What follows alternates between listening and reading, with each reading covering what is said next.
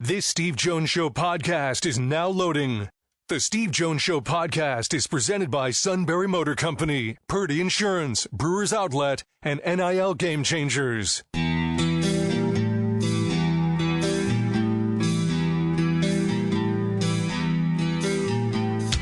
Bringing you an in-depth look at Penn State sports and more. This is the Steve Jones Show on News Radio 1070 WKOK.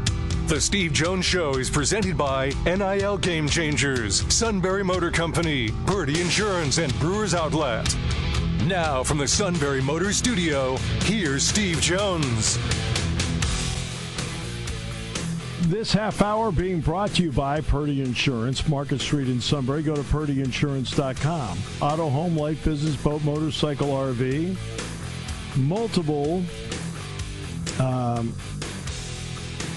Multiple insurance needs. We all have them.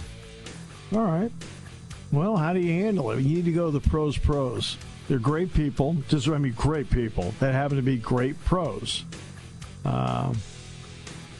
And they also want to save you money.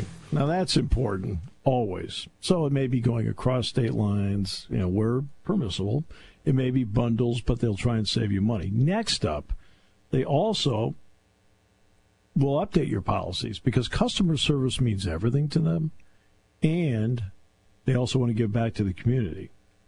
And in giving back to the community, that includes, by the way, the Purdy Memorial Golf Tournament, which will be Wednesday, August 7th at the Susquehanna Valley Country Club that will benefit the greater Susquehanna Valley YMCA. So you can get online with them, get your team together, give back. That tournament raises anywhere from $25,000 to $30,000 a year for the Y. And they're just, again, great people. Purdy Insurance, Market Street in Sunbury. Go to purdyinsurance.com. Get Jody MacDonald in just a few moments. We'll talk to Jody Mac about Willie Mays. He is here, sir. And since he is here, we'll talk to him about it now. Jody, my friend, always a pleasure. Welcome on a steamy day. In honor of Willie Mays, I'll say hey to you.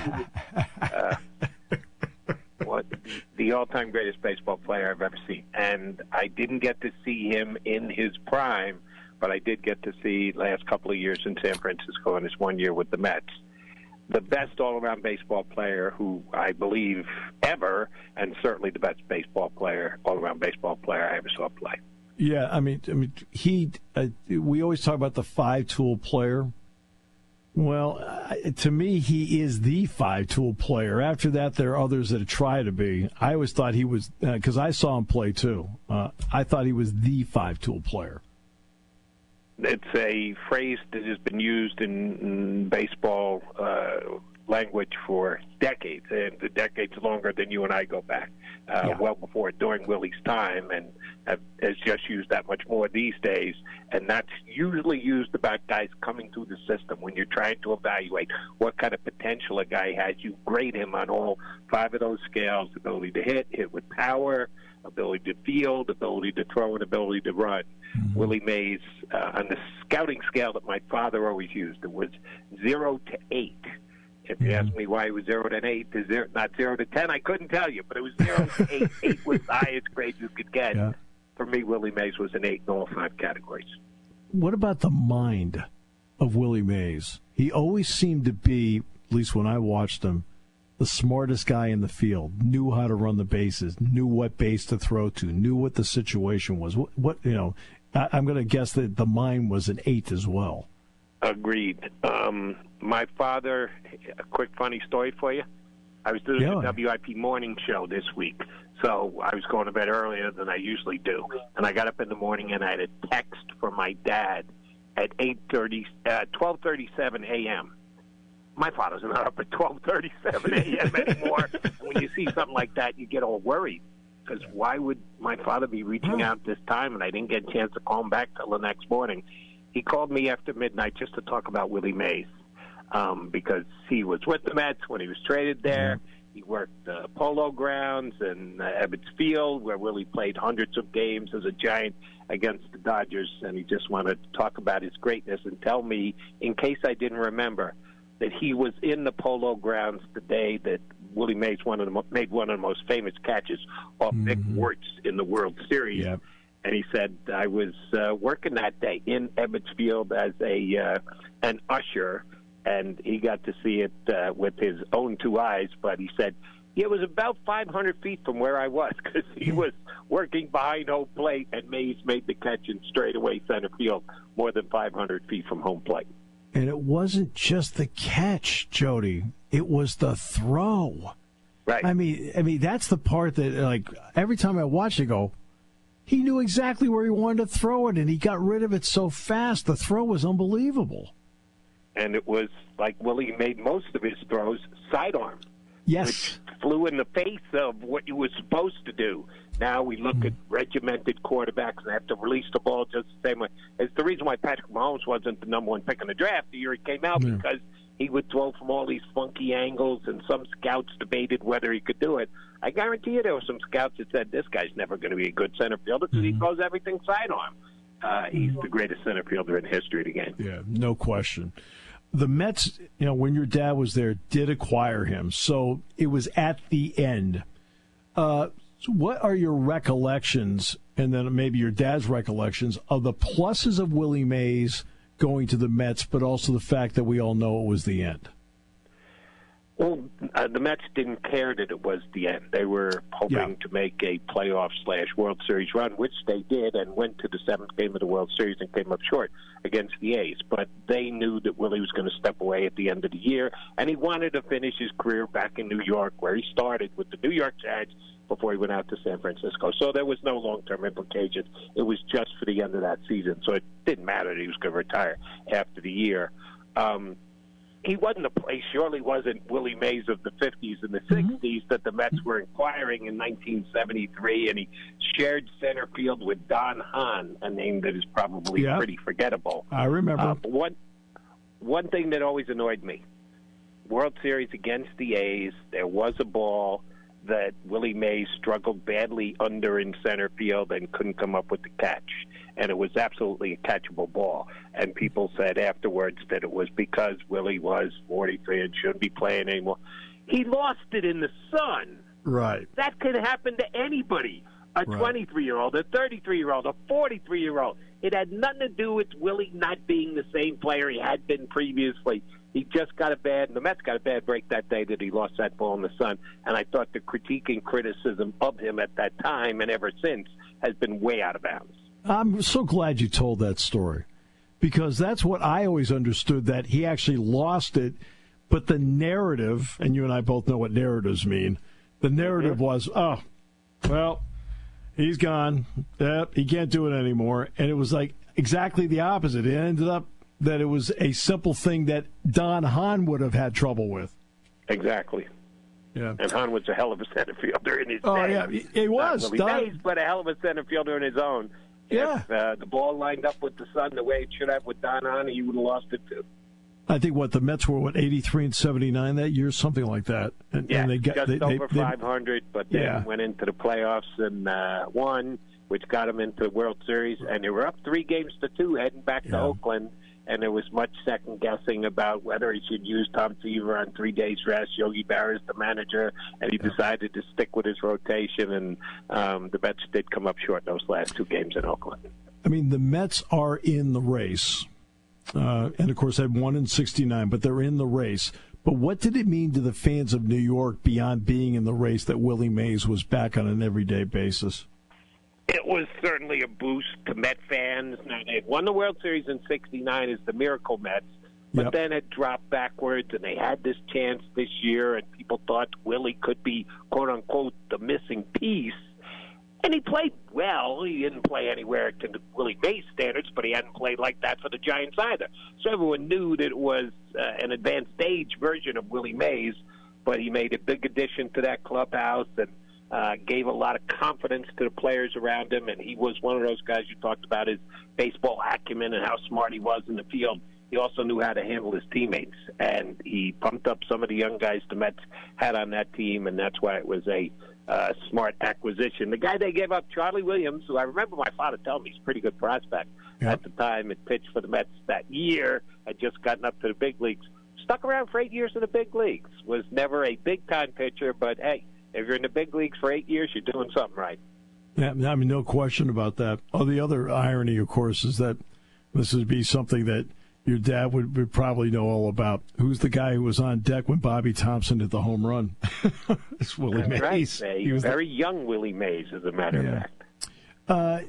That was an interesting time when they had all three teams together in New York, Dodgers, Giants, Yankees.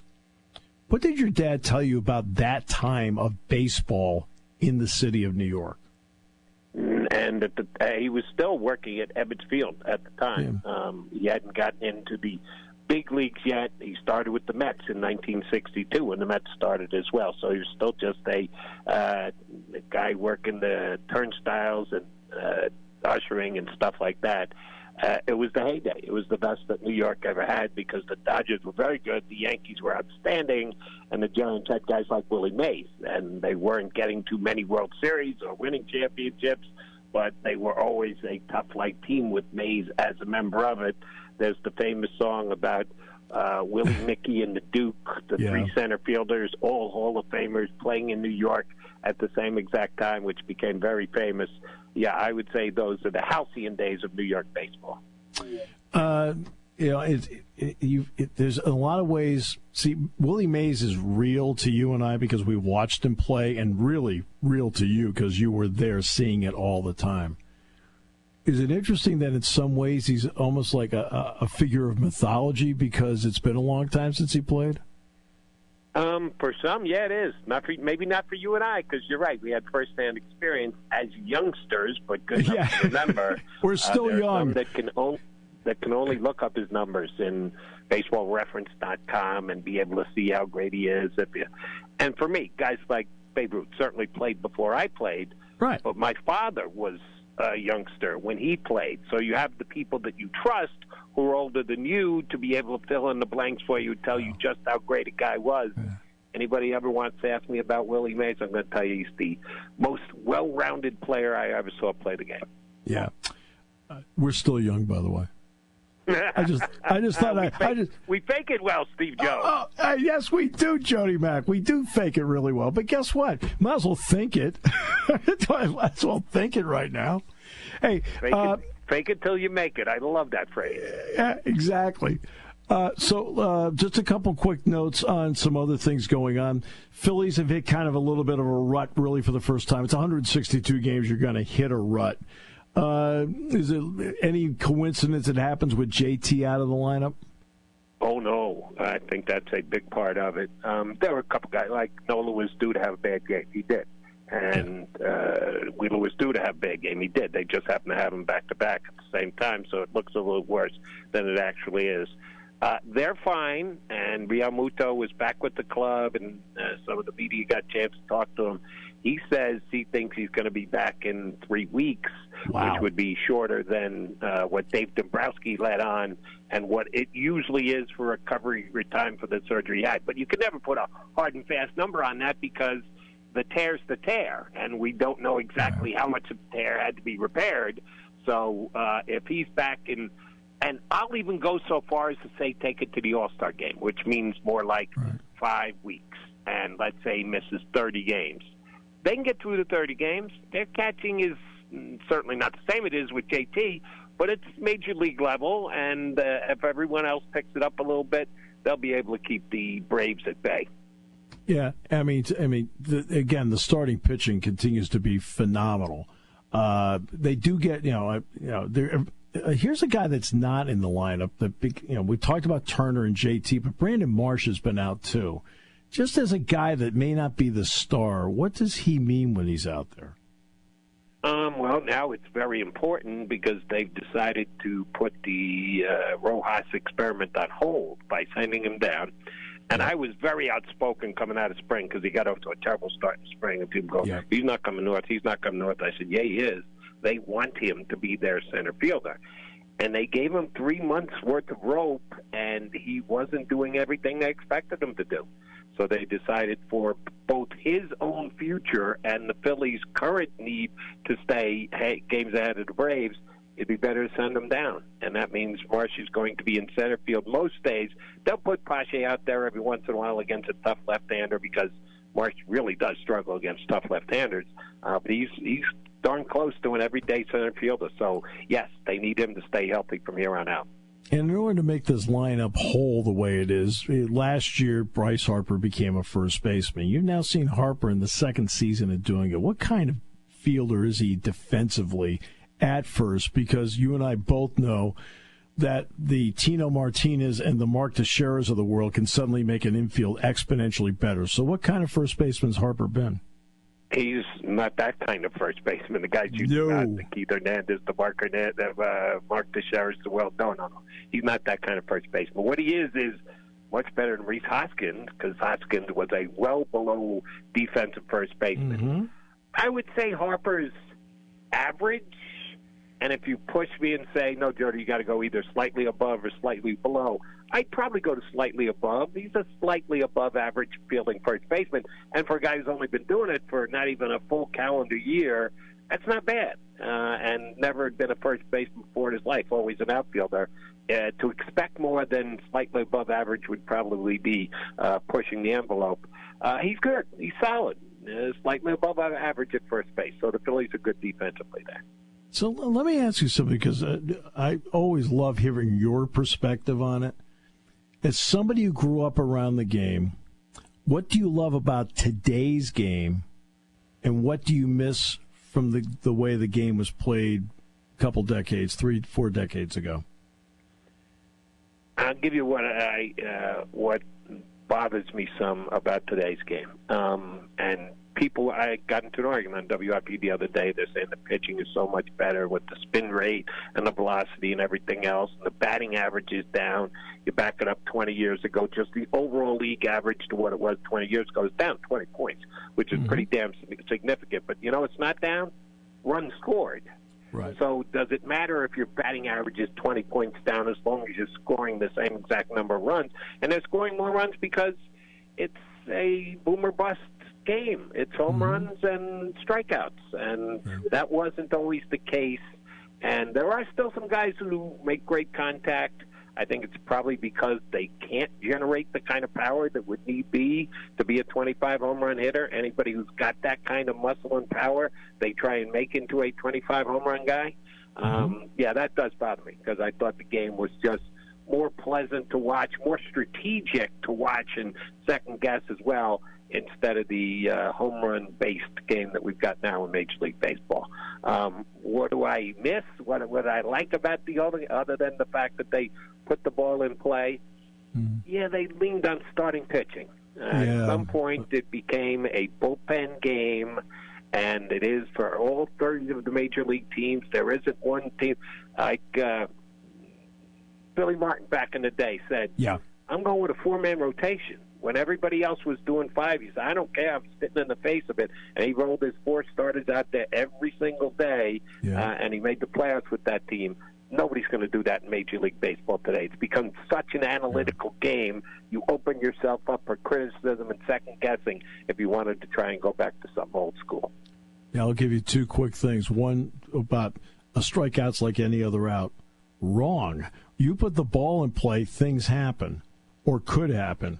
Number two, from an announcer's point of view, I can't stand when they tell me, that would only be a home run in 7 of the 30 ballparks. Hey, sport, guess what? It's a home run here tonight. I don't really care. That's the only thing that matters. The ballpark you're playing in at this point, right here, right now. It's always fun. I don't care what we're talking about. Jody, thanks so much. Appreciate you. And guess what? I don't care what anybody says. We're still young. Yes, we are, but we're not as young as we used to be, so stay indoors. It's hot outside, Steve Jones. I hope you got the AC cranked in that studio. It's cranked up in here, Jody MacDonald. You cranked up where you are, too, okay, my friend? You got it, brother. Thanks so much. The great Jody Mac. Always great to talk with him. And again, you got to remember the perspective which he comes from, okay? It's the perspective, right? That's why, it was great that we lined him up to talk about Willie Mays. But it's also great to get a perspective of somebody who literally grew up around the game. I mean, his dad was still an invaluable scout for the Red Sox as late as the 2018 World Series. His dad got a ring for that. That's perspective right there. All right. This half hour has been brought to you by our great friends at Purdy Insurance, Market Street in Sunbury. Go to purdyinsurance.com. Auto, home, life, business, boat, motorcycle, RV. They'll take care of all your insurance needs, do everything they can to save you money. Great people who are great pros, all at Purdy Insurance, Market Street in Sunbury. Go to purdyinsurance.com. As we continue here on News Radio 1070 WKOK. You want a unique way to display your brand. You need a team of seasoned experts to work with. You want to reach customers who buy. You want NIL Game Changers, a versatile consulting agency powered by former student athletes and coaches who work as NIL sports agents. NIL Game Changers will help you build powerful relationships with customers through compelling stories, with student athlete influencers as your leading edge. Finally, we'll equip you with the right media to drive your success home. NILGameChangers.org, building meaningful relationships with your customers. Party time, game time, or just fun time. Doesn't matter what time it is, because it's Brewers Outlet time. The Beverage Supermarket has the area's largest beer selection. Imports, microbrews, ciders, and domestics. Pick from over 100 ice-cold 12-packs and dozens of 24-ounce singles. Soda, snacks, hot sauces, fresh roasted peanuts. Make it one-stop party shopping, and don't forget the pickle bar. So whatever you're celebrating or just doing it up, Brewers Outlet, Reagan Street, Sunbury wants to see you. And thank you for your years of patronage.